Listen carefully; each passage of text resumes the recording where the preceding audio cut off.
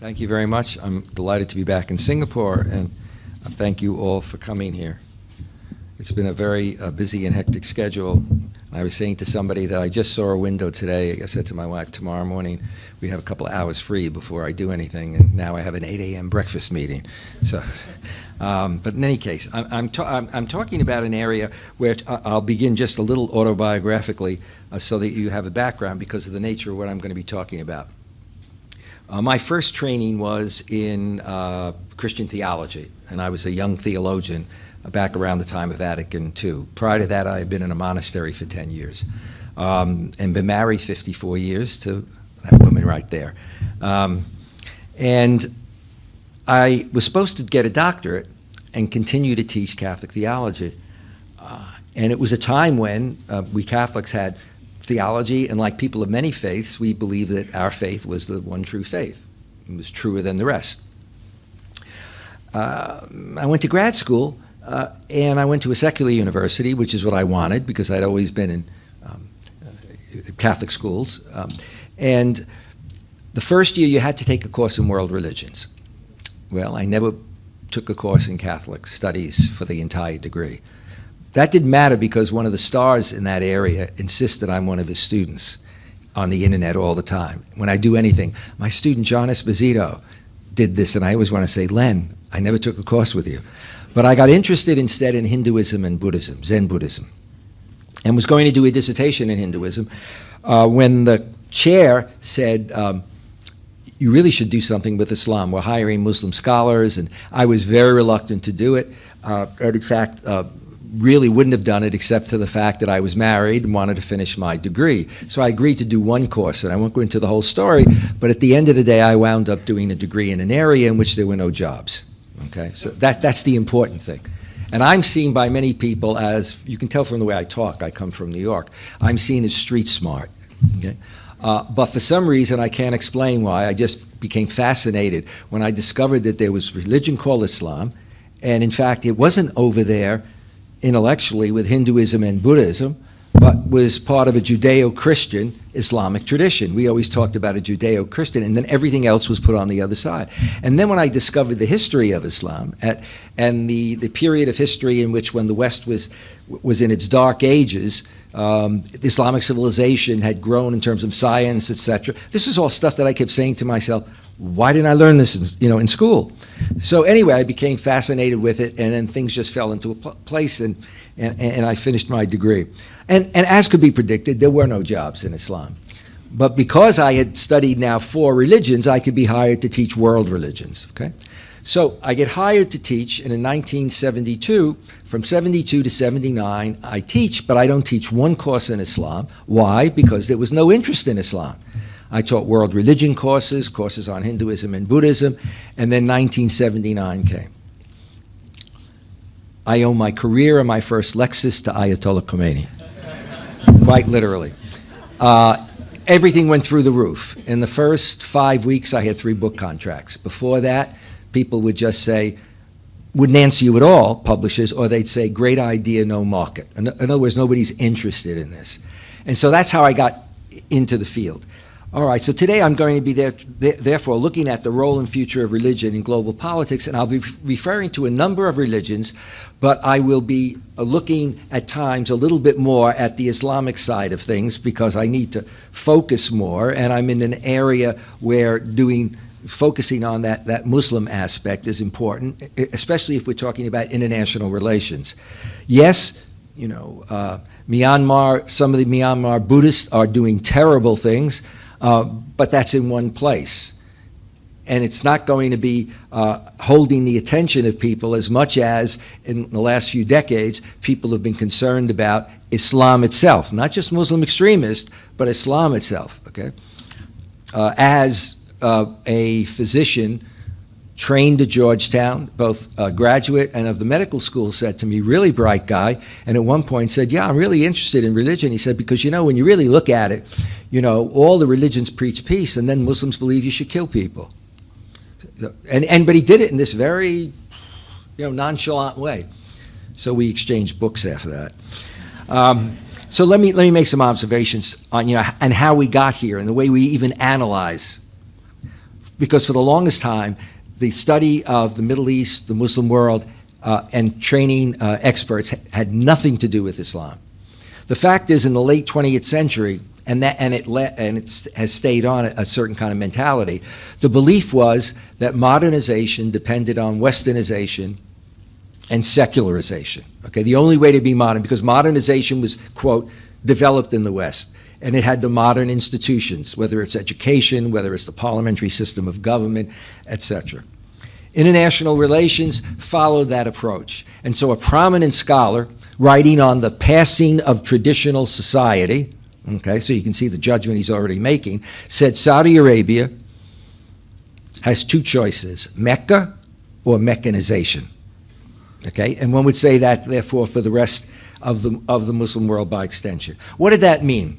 The Middle East Studies Association had virtually no panels that dealt with Islam, nor on democracy, which also says what was taken for granted. The American Academy of Religion, the Academy of Religions, okay,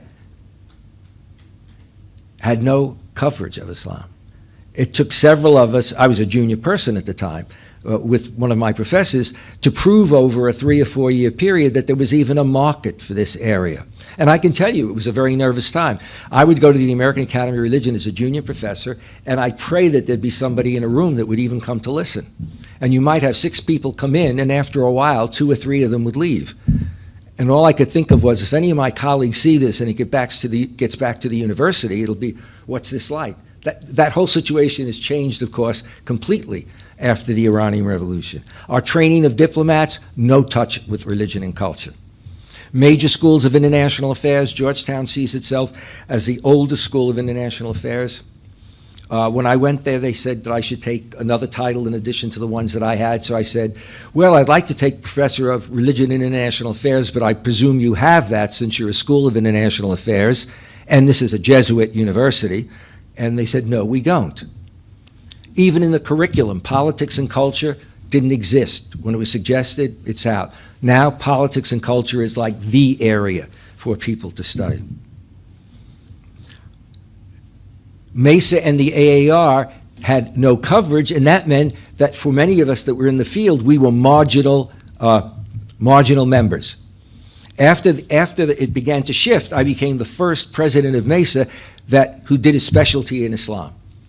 And in the American Academy of Religions, I became the second person who did Islam, who got in there. Before that, it would have been inconceivable that with that kind of background. I now led a center in which almost all of us had been presidents of Mesa, again, which would have been seen, and I want to emphasize that because it means that we don't understand the religion, then where do we go with it? And part of what we didn't understand is that even when religion was studied, it was studied by a school of thought called Orientalism, which meant that it was text that you look at, not context. So you study the scriptures, the history books, but you don't necessarily do the context. A very prominent scholar of Sufism, Islamic mysticism, okay, developed his career sitting in the UK at a major university like Oxford and never felt the need to go to any Muslim country. Or if he had, he might go to a collection of texts. The idea that the contexts are important, okay, and critical. And we still make that mistake at times. When we want to judge Islam or we want to talk about violence, we'll look for texts. So people will always say to me something like, well, Ibn Taymiyyah in the 12th century said X. And it's sort of like, okay, so Ibn Taymiyyah said that. Does that naturally mean that then everything, follows? What else did he say? Or the Quran says Y. Well, what about the rest of the Quran? So, for example, when people talk about violence, let's say in Islam, in fact, if you look at the Quran, much of the passages talk for a more pluralistic approach. God says, I could have created you as one community, instead I created you as many to compete with each other. Where you do have warfare, it's when you're under attack, you have a right to fight and to fight strongly, but when the enemy desists, you have an obligation to desist. And yet none of those passages get taken, seriously. I've debated in Europe, in America, and there's always somebody in the audience that gets up and says, what about the sword verses? And they don't look, and there'll be Christians, etc. And if I say, what about the Bible? which has all kinds of violence in the Old Testament, let alone a passage where God basically calls for the destruction of everything, men, women, children, animals. Okay? Do we take that out of context? Does that represent what most Christians and Jews believe or their interpretation? All right. So all of this moves along, and then suddenly we come up with the resurgence of Islam. But we also see at the same time a resurgence of religion. And this would have been in the, let's say roughly from about 1960, 70 on, slowly we begin to see a resurgence in all the religions. It didn't mean that religion wasn't there, but it means that you now had more people either in their personal life becoming religious and therefore, going to, to mosque, to church or whatever more often, but also for many others, not only personal life, but public life, okay? So some, it was simply personal life, becoming a better Muslim. For others, it meant becoming a better Muslim means that I also want to live in a Muslim society, or in a society that at least does not have laws that somehow go against Islam. And then we begin to see the emergence of religion both in politics and society. And we see it in two ways, mainstream and extremist. And that's what's important. And I'll get into that in a bit more detail. But if we begin with looking at Iran's revolution, 1978-79, you have the Iranian Revolution, you have the inconceivable happening. I have to ask my wife, would you signal me at some point when you think that I should stop? Then I know I'll go for another half hour, but that's okay. But I'm just conscious, I've got a lot of stuff to cover here. Okay, so with the Iranian Revolution, the idea that a mighty Shah, who had the second best military in the Middle East, Israel had the first, who had oil wealth, who had promised that by the next century he would have modernized his whole country, who was well educated, and who could appear on American TV with his wife, dressed in a Western fashion and speak English, and was seen therefore as the most modern of moderns. Just before Iran fell, he was in Washington with his wife, and Jimmy Carter praised Iran as that island of stability. Okay. And who was he overthrown by? A group led by an old man, Ayatollah Khomeini, who had been out of Iran for more than 20 years, first in exile in Iraq, and then for years in a town in France. You want to think about the significance of this. In the States, I will say to people, it's like you come from a town, somebody's a religious leader in a town in Virginia and somehow is going to emerge as the icon for this movement. And a movement in which the only firepower that was expended was by the government, not by those who were in opposition. Okay? And what made it more of a threat was that he called for a resurgence in the region and also more globally. He's calling for, if you will, radical change. Okay. In light of that, Muslim countries that had already, some of them, appealed to religion, began to appeal to it even more. So part of Saudi Arabia's identity and its stability and its legitimacy is that what in fact is a family-owned country winds up basically, and tribal, basically legitimating their authority in the name of Islam. That the leader of the country is the custodian of the holy places. That Saudi Arabia is the home of Islam. It's where the revelation occurred. It's where the Hajj appears. So these governments use that religion to legitimate themselves.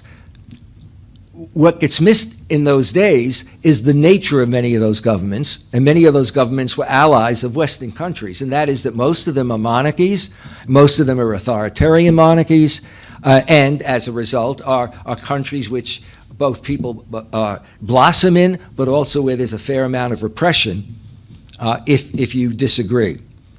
But the realities are that the international relations, and even among academics who did research, was to basically focus on, if you will, the given, and not think about what could be behind all of that. And the given, was the oil wealth, the power of the family, the impressiveness of it, and the idea that how could you have an overthrow, given how securitized Saudi Arabia was, or how securitized Tunisia was, or how securitized Egypt was. I remember a woman very well educated in the UAE, and a bit of a friend, who said to me at one point when there were some troubles in Egypt, but Mr. Mubarak is the leader. Do the Egyptians have anybody who could run their country? Anybody else who could be in a parliament? And I said, you have all kinds of educated Egyptians, who are there and could be playing all of these roles. It was almost as if this is the only way. It became, all of these monarchies were seen as if the world is always going to be, not just that this is always going to be a monarchy, but it's going to be a monarchy like this, rather than, let's say, a constitutional monarchy, etc. So Muslim rulers, as well as mainstream opposition leaders that were emerging, mainstream opposition people that were calling for less repression, less authoritarianism, better educational systems, social services, okay? But also extremist groups emerging. So you had authoritarian regimes appealing to Islam. You had mainstream groups that wanted to see real reforms in the government appealing to Islam, and some of them became political parties where you could have a political party. Others had to operate in other ways. And you also then had the emergence of extremist groups. And it's really seeing the differences that's important. Because if you don't see the differences, one of the fallacies has been that any opposition, and any opposition in the name of Islam, even if it's an elected political party, is somehow a problem.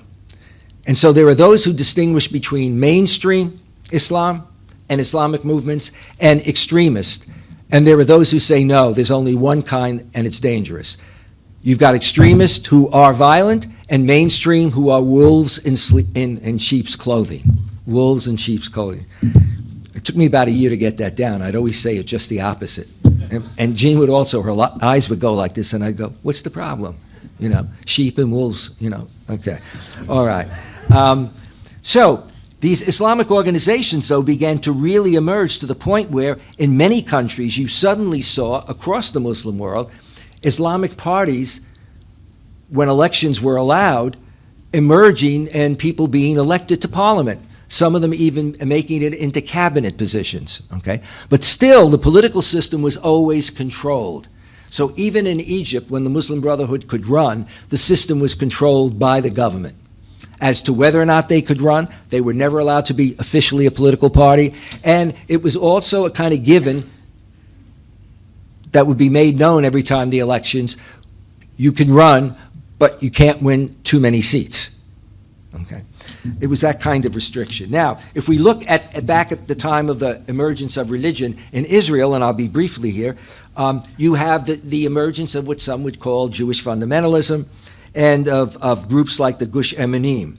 And these are groups that believe that not that we have an Israel or a state of Israel that in fact is open to a two-state solution, and that Arabs and Palestinians belong there and have been there.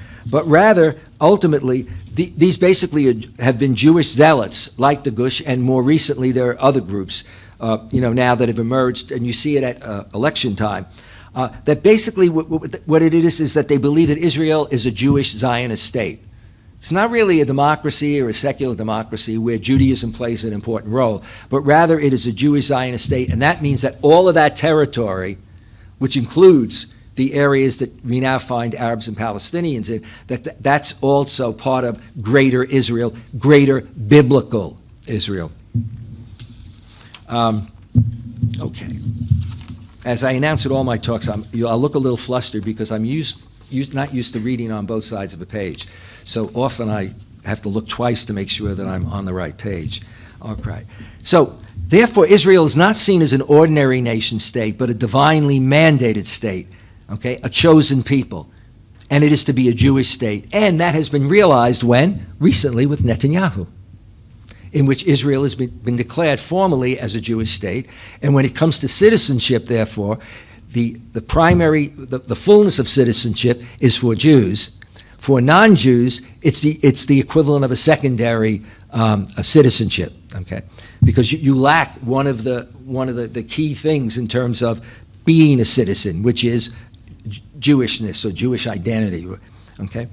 And therefore, that's one area. Now, at the same time, one can see in the last few decades the emergence of liberation theology in Central America, Latin America, and I just want to talk briefly about it because here you had, again, movements developing against governments that were very much authoritarian, and in fact, the rule stayed within the family. But not only that, but you actually had one country where the leading cardinal was also a member of the family, so there was a definite union of church and state.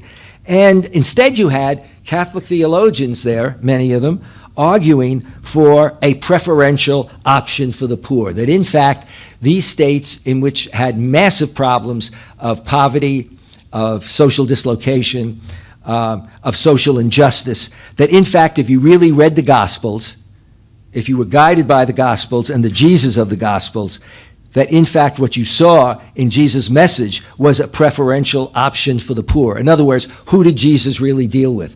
The poor and sinners were the primary audience that he dealt with, and whose lives he wanted to see improved, rather than dealing with a kind of hierarchical church, which is both political and religious, functioning within these countries.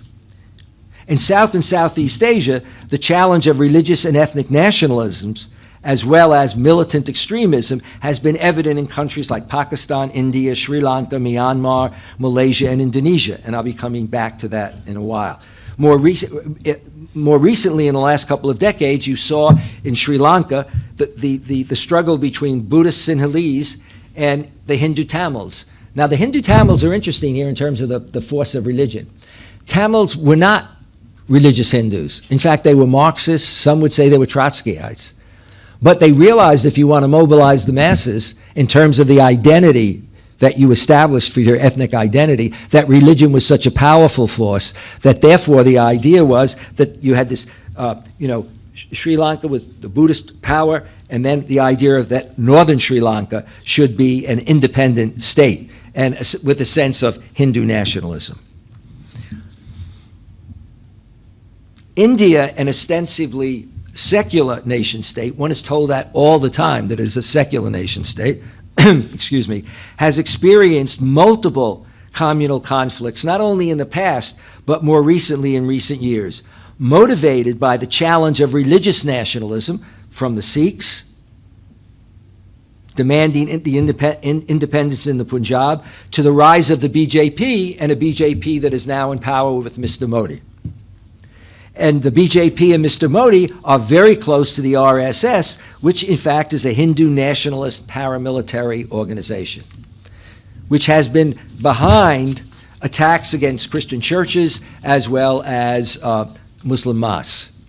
And in fact, seizing some areas and saying basically that this is sacred Hindu ground where a Hindu temple once was, and there's a mosque here, and the mosque should be taken out, and this should be taking back this territory.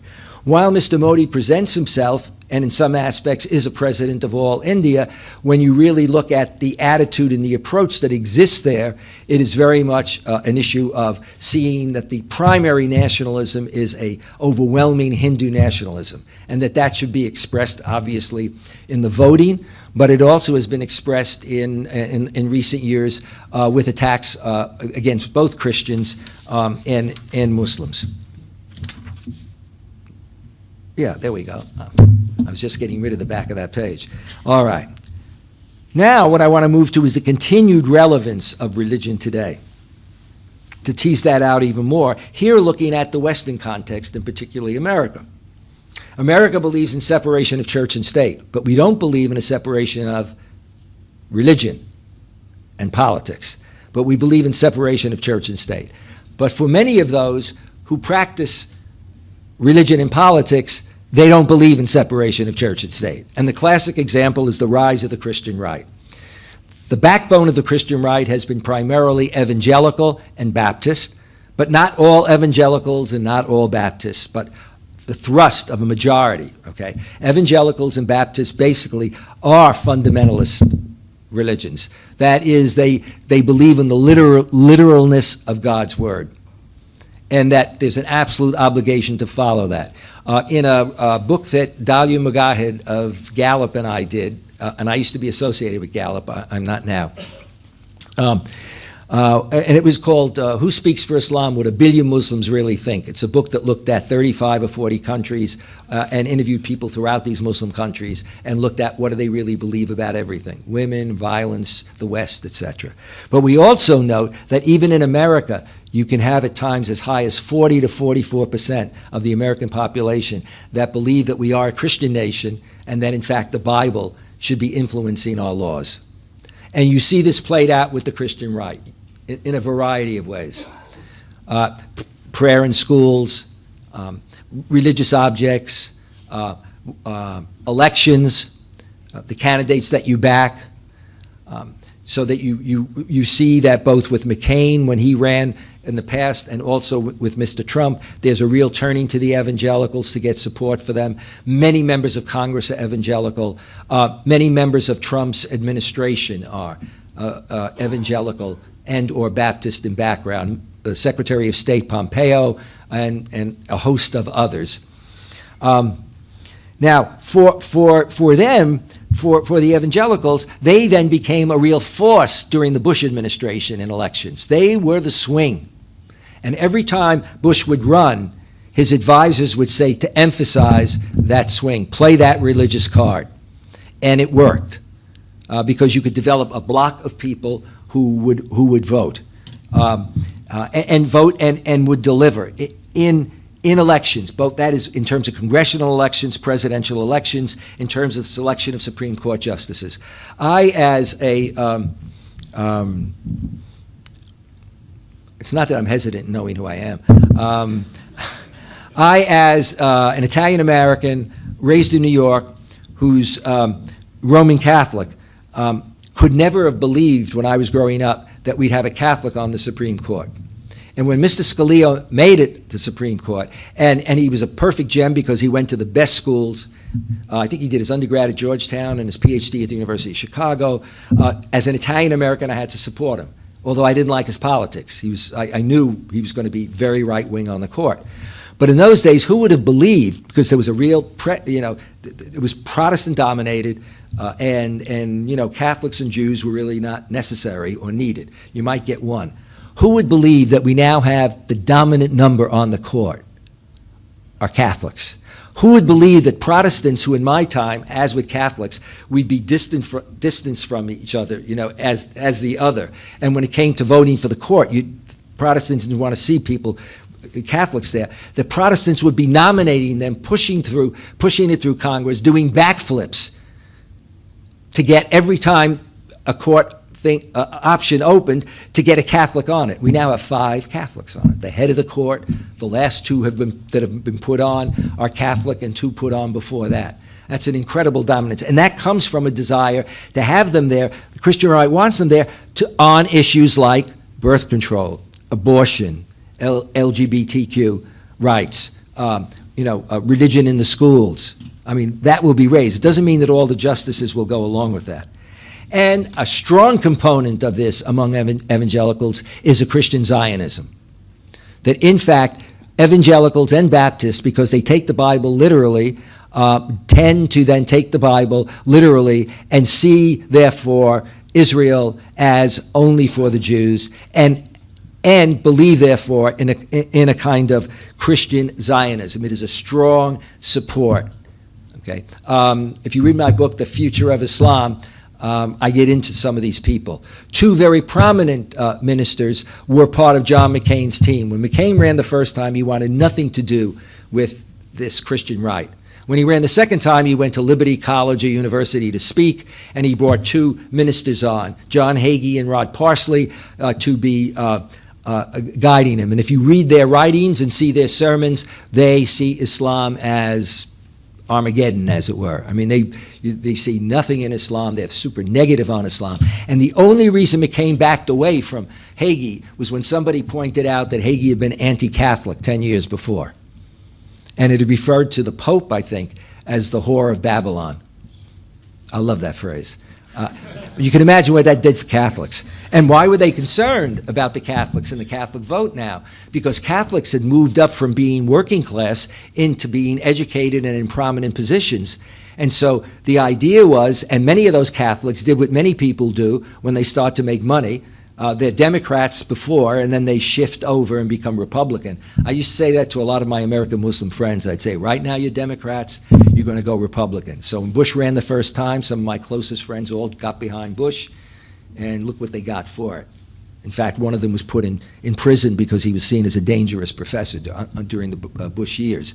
But in any case, you had that Christian right that then realized that there was an emerging Republican sector also of Catholics. And so today, if you talk about the Christian right, Catholics are also part of the Christian right. Not all Catholic Republicans are part of the Christian right.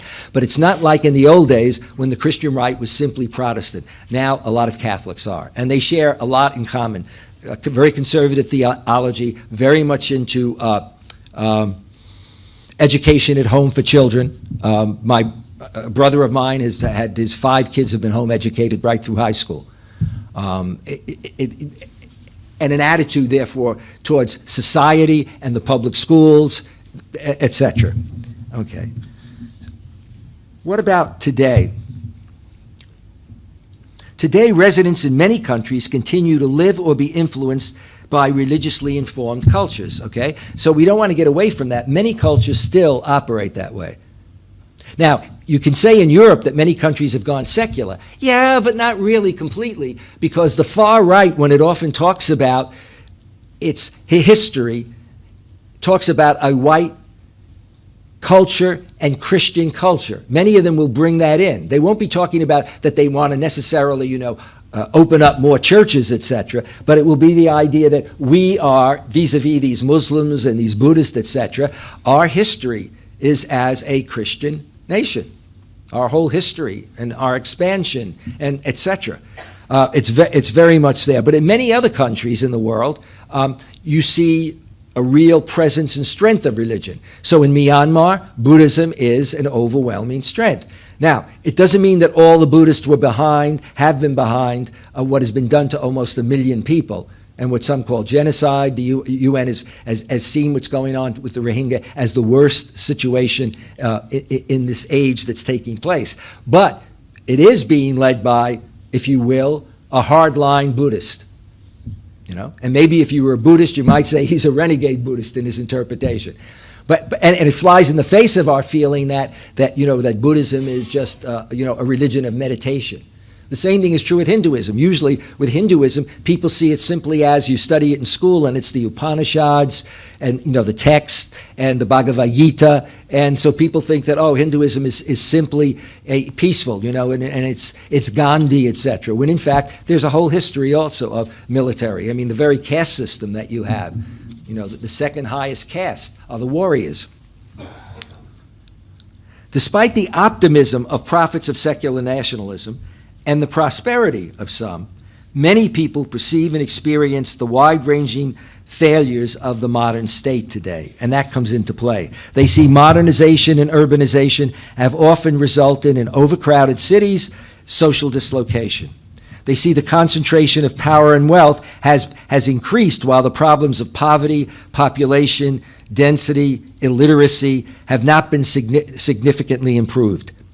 Government corruption, high unemployment, housing shortages have become endemic in many countries.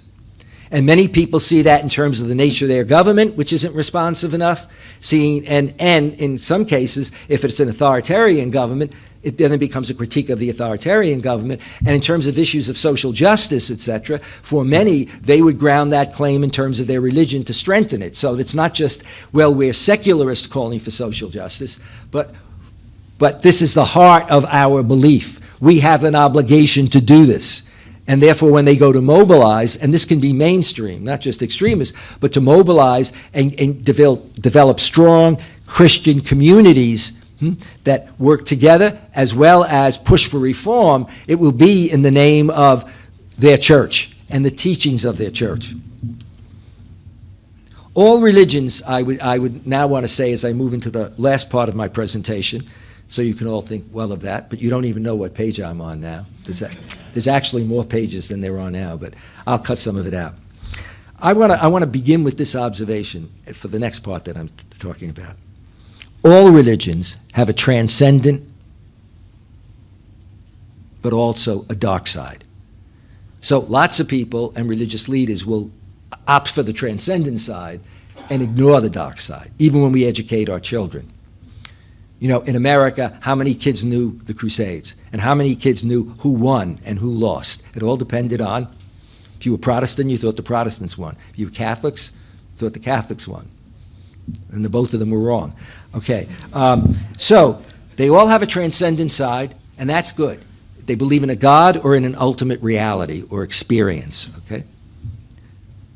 And that the transcendent side also is that religion helps us to transcend our baser natures, to be good people, to be more moral, to be more ethical. It helps us to answer those questions: who am I? Why am I here? What should I be doing? And why does it matter?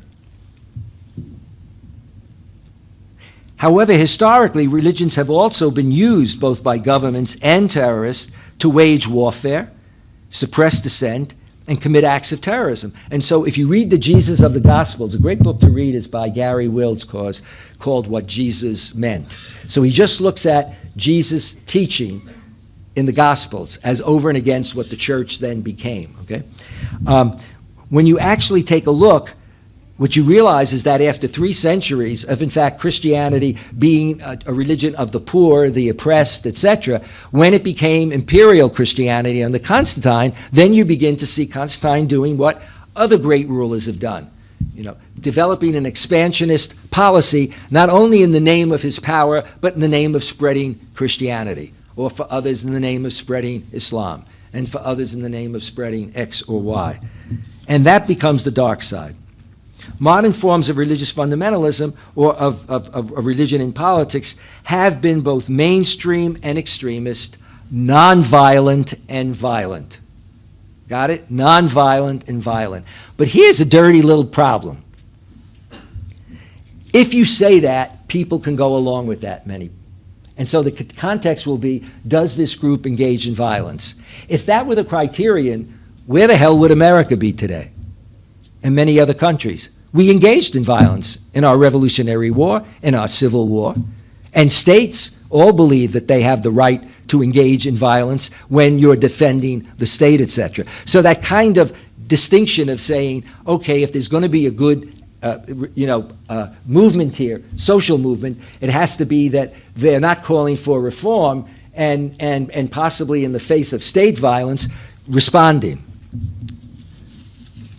So, where does that then lead us? I sometimes like to distinguish between mainstream Christian right and Wahhabi Islam. Both the Christian right and Wahhabi Islam believe that their text is revealed and take it literally, okay? Not all Muslims take their text literally. They believe it's the word of God, but it doesn't mean that they interpret it in a very literal sense, okay? But okay? They also engage in an exclusivist theology. I'm right, and if I'm right, you're wrong. And if I'm right, and I'm going to heaven, you're not. You're a nice person, but. I remember having a young kid at another university ask me to go for lunch, and so we talked about religion, and then after, and he talked about how he had converted to this evangelical, and his parents weren't, and so that was a real problem in terms of being saved. And when I left, I said, gee, we had a great lunch. You want to have lunch again? And he said, yeah, he's really interested. I said, well, why would you have lunch again with me? So he looked at me, I said, you know that you think I'm going to hell, so why would you want to waste your time having lunch with me? And he was kind of surprised, but I wanted to say, you want to think this thing through, all right? In terms of where you're going and where I'm going. And so what you wind up then is this exclusivist theology, which means my theology is right and yours is wrong. Okay? And this goes across religions and within religions. Okay? So, I mean, for example, there are 330 or so forms of Christianity. And probably 329 of them think that they're better than the rest.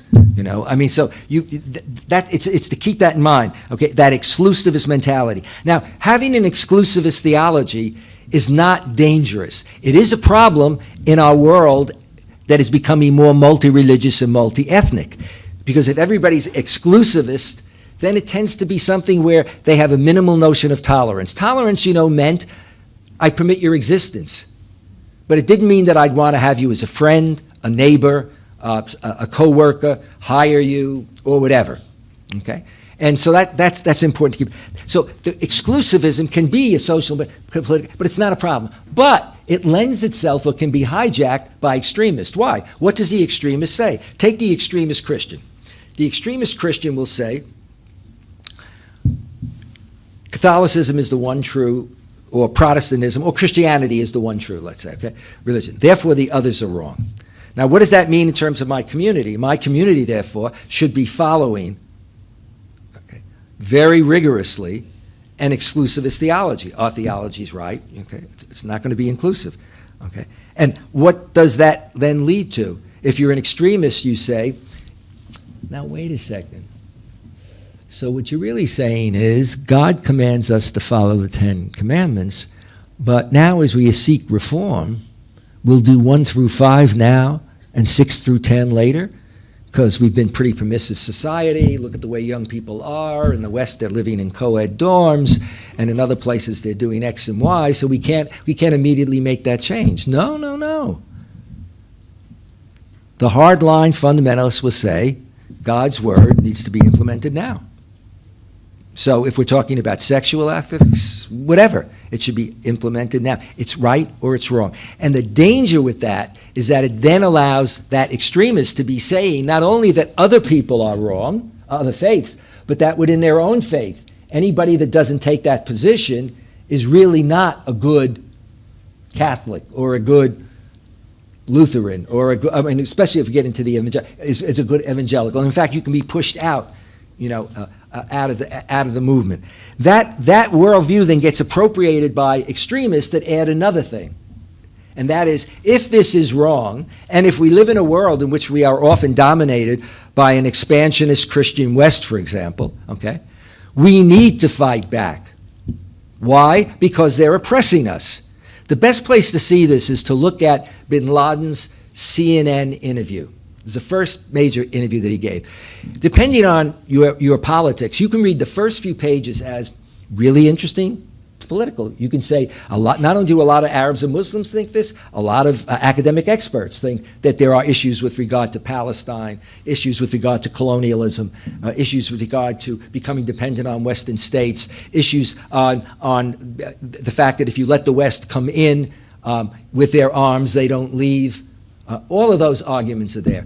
But it's when he then makes that argument and critique that he then moves to, in a sense, say, I've just shown you how, okay, we are the oppressed. They are the oppressors. The oppressed have a right and an obligation to fight against oppression. Whether it's the state that's militarized and would seek to crush us, or whether it's Western powers that would seek to control us by invading our countries.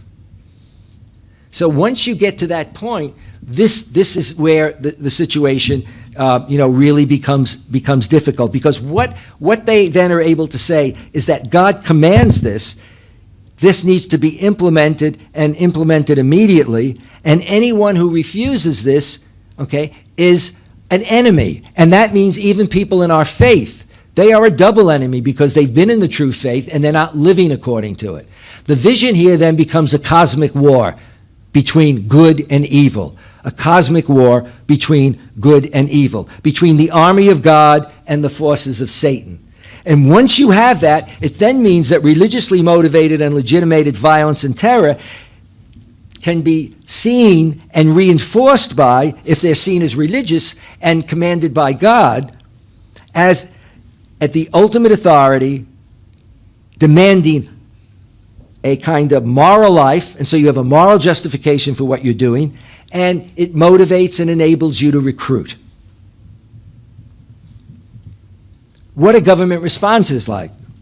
Government responses to religious movements have varied from co-option and control to condemnation, suppression, and repression.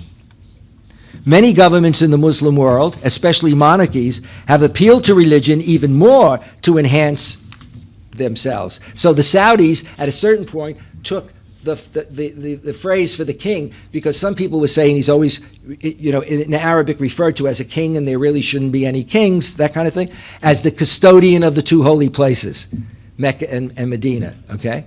It gets really long when you're doing this in Arabic and trying to refer to him in conversations. We're now introducing you to the custodian of the two holy places, okay? But you see, the Saudis already had this kind of religious cachet with their closeness with the Wahhabi establishment. But now you have the king trying to make himself look even more religious. And other leaders often became closer to religion. Sadat, when he came out of power, began to be seen as the believer president. He had a pronounced mark on his forehead from praying all those years. He created more mosques in Cairo than you could imagine, because it was not only creating what we would see as formal mosques, but if you had an apartment complex and you had a room that was called a mosque in that apartment complex, you got special deals in terms of reductions in what you had to pay. And as a result, he did all of that, and he would begin all of his speeches with religious phrases, okay? At the same time, he could be authoritarian and very much the patriarch. He was doing it as a patriarch, okay? So we see that with a variety of governments. Although they can justify the suppression of violent revolutionary movements that pose a direct threat, though it's much harder to oppose movements that actually function within the system. And that's what makes these movements even more of a threat to an authoritarian government. If you see, an authoritarian government has an easier time with extremists in the sense of being able to crush them and feeling this popular support.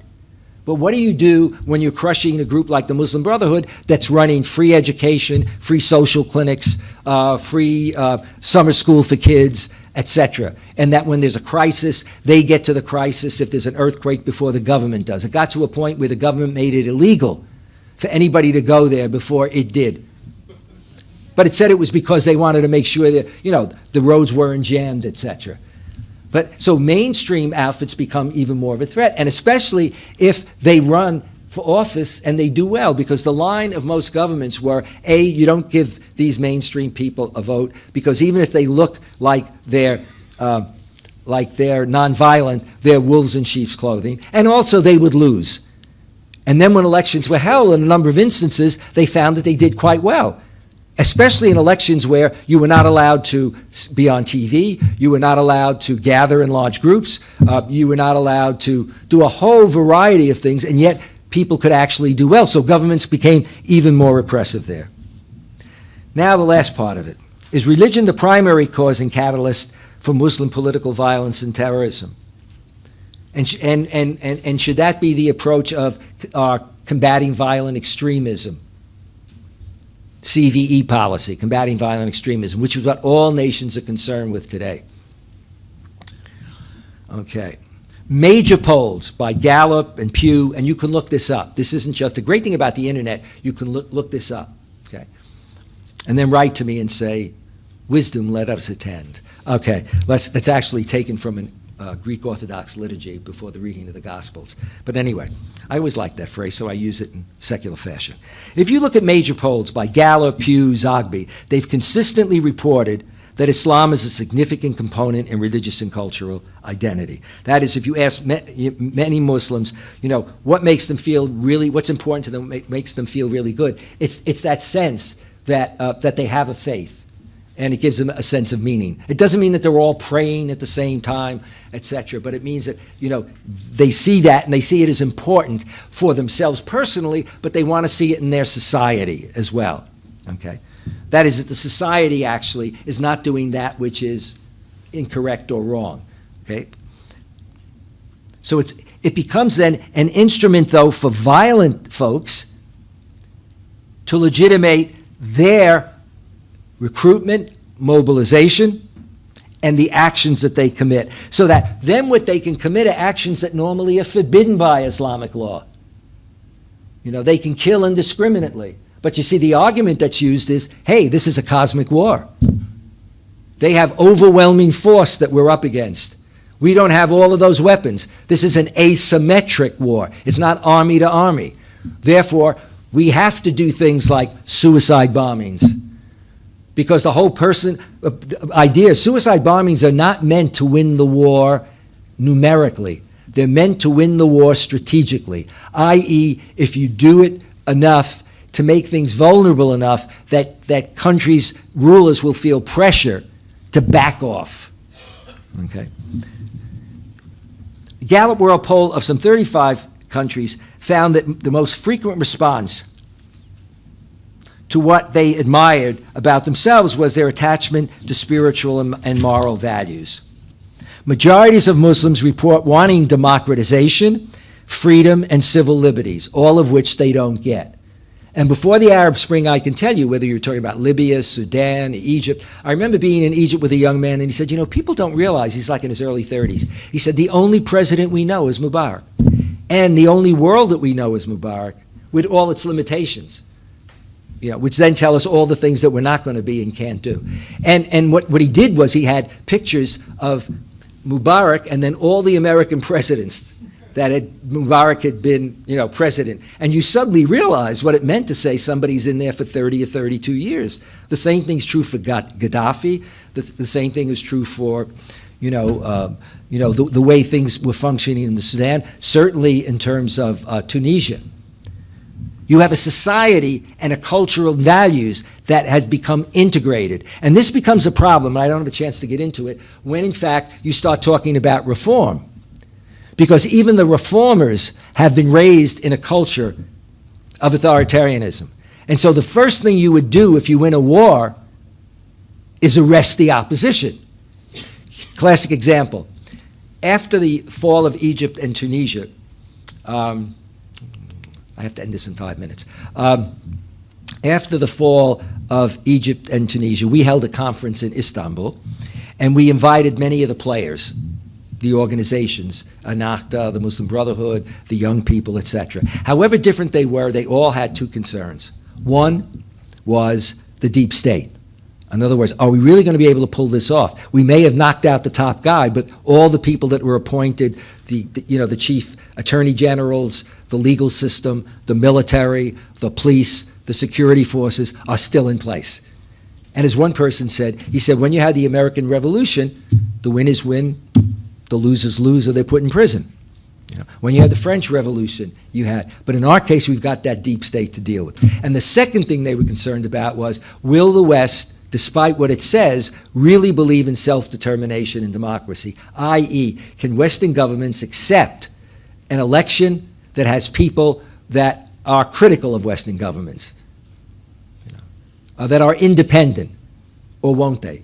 And I would say on both counts, what you see in the response to the Arab Spring is the answer. And for that answer, you have to come to my lecture on Friday. Okay. I think it's on Friday, I forget.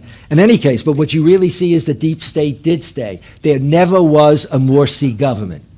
There was a Morsi presidency. You can't have a Morsi government when the president does not name and control, as it were, in appointments, the attorney general, the key security outfits, etc. You can't. And that's why, at a time when there was a run at the presidential palace, the police were invisible. A policeman came and did a closed session in Washington with government officials. And in it, he was asked what the policy was after the fall. And he said it was to hang back on anything. Don't go out into the streets. Let the chaos come, and then you blame the people that are in. Okay.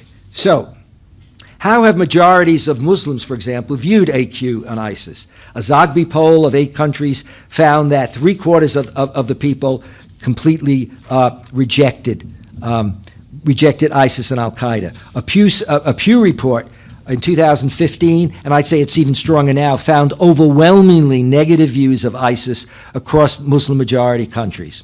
Indonesia, Malaysia, you name it. I mean, and even when you look at the uprisings that occurred,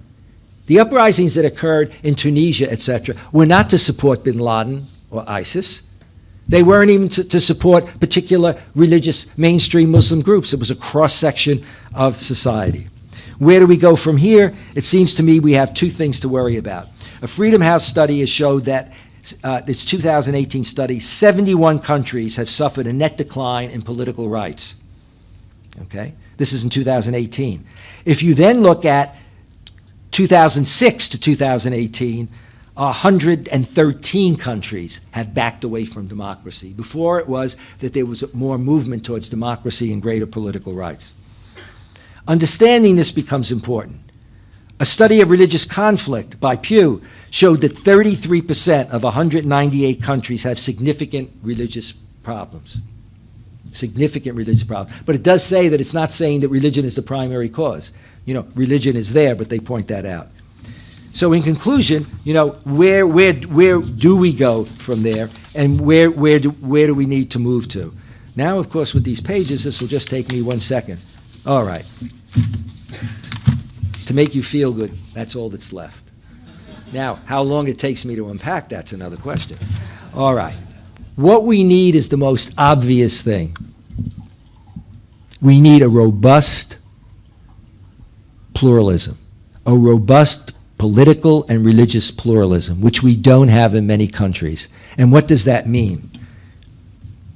I believe that pluralism is the challenge of the 21st century.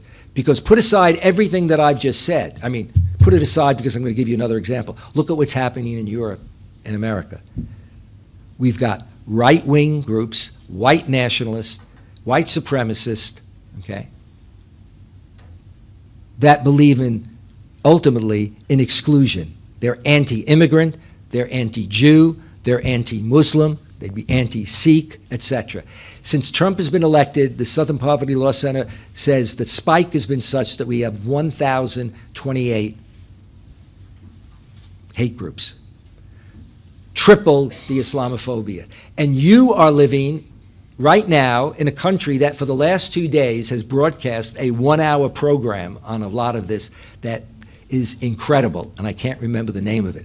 But it's been shown 3 times in the last day and a half. And it goes across the world, and it really gives a good insight how this cuts across in many different ways. It's not only the religious right, it's the non-religious right, but like the religious right, can share things in common. But what we are seeing is in Europe, the second most important political parties are often the parties that are a problem. And the idea of saying, well, in the Netherlands, Geert Wilders' party was going to win, but now they lost. They didn't lose. They came in a strong second. If you're a strong second, you got to wait and see what happens the next time. In France, why is it that countries like Hungary and Poland that don't have significant Muslims are anti-Muslim, that don't have real immigrants are anti-immigrant in terms of the policy? So it's a robust pluralism. The U.S., Europe, and other secular or non-Muslim democracies need to work with Muslims and others to create a new inclusive narrative at home and abroad. People like Mustafa Sherish, for example, the former Grand Mufti of Bosnia, and others have been working to elaborate an inclusive, pluralist, interfaith, European sense, because Bosnian Muslims will say they're part of Europe, but also see it as something that they should be doing in tandem with the government. Not that the government should be using it and controlling it, the way in which the French sometimes want to do that. Well, we're going to define French Islam, and we're going to define who's going to be in the mosques. This is also going on, really going on in Austria and Vienna right now. Okay, that's not what I'm talking about. I'm talking about a real coming together in a partnership. And it has to be a robust political and religious pluralism.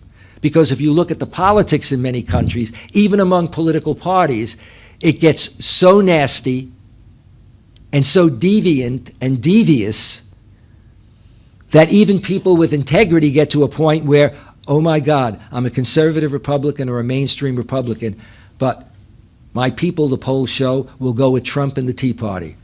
If I want to get elected, I've got to change what I'm doing. It's that kind of a position we have to move to.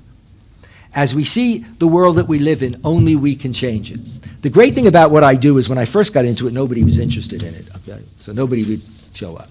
The great thing about what I do now is that not only do I wind up with good audiences, but I can actually say to an audience, if things get really screwed up, if this were Brooklyn, I'd use a different phrase, much stronger. And my wife's here, so I won't use it. But if things get really screwed up, you're screwing yourself if you don't get involved. Because most people, when I grew up in my dad's population, you left it to other people. At minimally, you went to vote, but the idea was you vote for your congresspeople, et cetera, and, what could possibly completely go wrong? Today, we all have a vested interest in it. The wrong governments and that lead to a widening gap between rich and poor are a real threat to our society. And while many people may hate that and not go to violence, they may vote for real right-wing bigots, okay? On the other hand, a small group will become radicalized, and that's the issue.